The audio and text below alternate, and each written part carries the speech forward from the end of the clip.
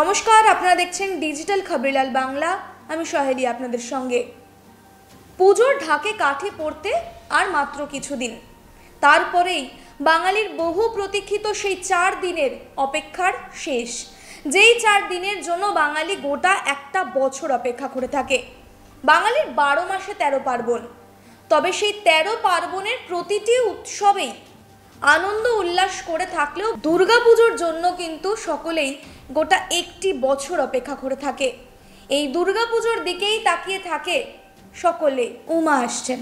বহু দূরে থাকা মেয়ে যখন তার বাড়িতে ফেরে, তখন তার বাবা মার মনে যে অনাবিল আনন্দ হয়, ঠিক সেই আনন্দ প্রতিটি বাঙালির মনে হয়। প্রতিটি বাঙালির মন এই দুর্গাপুজো, এই উৎসবে নেচে ওঠে। কারোর কাছে তিনি মেয়ে, কারোর কাছে তিনি মা। মায়ের আগমনে, মেয়ের আগমনে উৎসব মুখর হয়ে থাকে, আনন্দ মুখর হয়ে ওঠে সকল পরিবেশ। তিলোত্তমা শহরের বুকে গড়ে ওঠে একাধিক প্যান্ডেল, এবং যেই প্যান্ডেলের থিম কি হবে সেই নিয়ে কিন্তু পুজো আরম্ভের মাসখানেক আগে থেকেই প্রস্তুতি শুরু হয়ে যায়, এমনকি মানুষের মধ্যেও সেই নিয়ে উত্তেজনার তুঙ্গে থাকে যে কোন প্যান্ডেল ছেড়ে দর্শনার্থীরা কোন প্যান্ডেলে যাবেন, কোনটা আগে দেখবেন এবং কোনটাকে দ্বিতীয়তে রাখবেন, কোনটাকে তৃতীয়তে রাখবেন, সেই নিয়েও কিন্তু একেবারে তর্ক বিতর্ক চলতে থাকে। তবে এই বছর 2024-এর চিত্রটা কিছুটা ভিন্ন। তিলোত্তমা শহর এখন প্রতিবাদী। 8 থেকে 80 সকলেই এখন প্রতিবাদী সুর তুলছে। অলি গলিতে পোস্টার, ব্যানার, শিউলি ফুলের সুবাস, ছাতিম ফুলের গন্ধ পুজোর আমেজকে আনতে পারেনি। তবে প্যান্ডেল তৈরির সাথে সাথেই কিন্তু চলছে আন্দোলন এবং মিটিং মিছিল। কোনোভাবেই সেগুলিকে দমিয়ে রাখা যায়নি। এই প্রতিবাদী শহরে দুর্গাপুজো হলেও সেই দুর্গাপুজোয় কতটা জাঁকজমকপূর্ণ হতে চলেছে প্রতি বছরের ন্যায়, সেই নিয়েই কিন্তু প্রশ্ন উঠেছিল।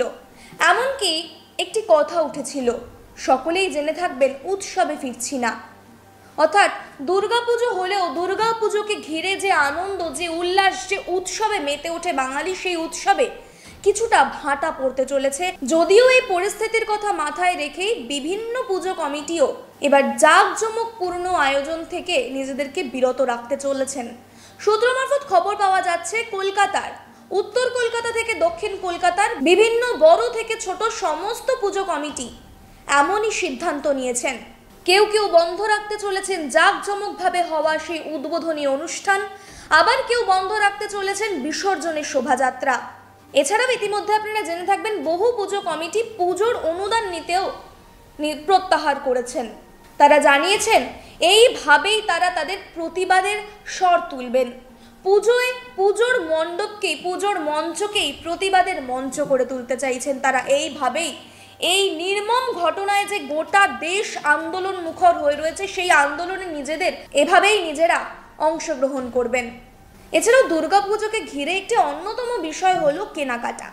তবে সেই কেনাকাটাতেও মার্কেটিং যে চত্বর, যে মার্কেট প্লেস, সেই জায়গাগুলিতেও যে পরিমাণ জনজোয়ার দেখতে পাওয়া যায় প্রতি বছর, ঠিক সেই পরিমাণ মানুষের ঢল কিন্তু নামতে দেখা যায়নি এই বছর। সেদিক থেকেও ছোট বড় সমস্ত ব্যবসায়ীরাই কিছুটা হলেও ক্ষতিগ্রস্ত হচ্ছে বলেনি সূত্র মারফত খবর।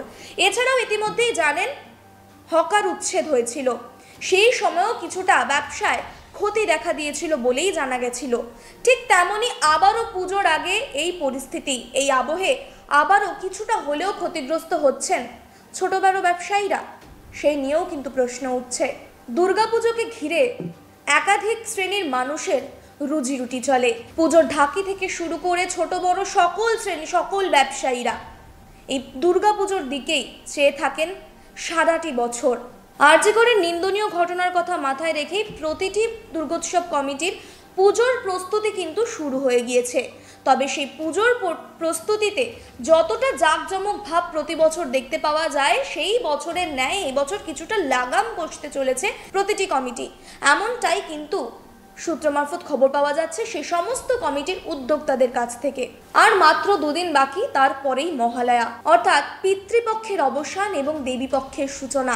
অর্থাৎ মা তার 4 সন্তান নিয়ে মর্তে, অর্থাৎ তার বাপের বাড়িতে আসতে বেশি দিন আর বাকি নেই। এই বছরের পুজোর চিত্রটা কিছুটা ভিন্ন চিত্র হতে চললেও মা আসছেন।